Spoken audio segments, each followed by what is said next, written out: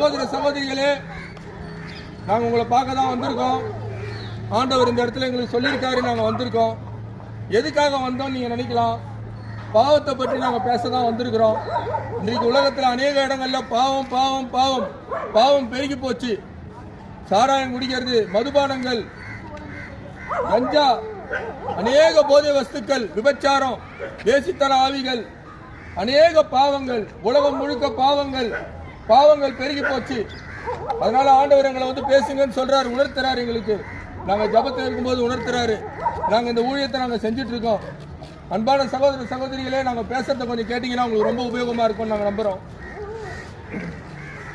இந்த உலகத்துல முதல் மனிதன் ஆதாம் ஏவாள் தோன்றின காலம் முதல் கொட்டுங்க, ஆரம்பத்துல இருந்தே பாவங்கள் தான்.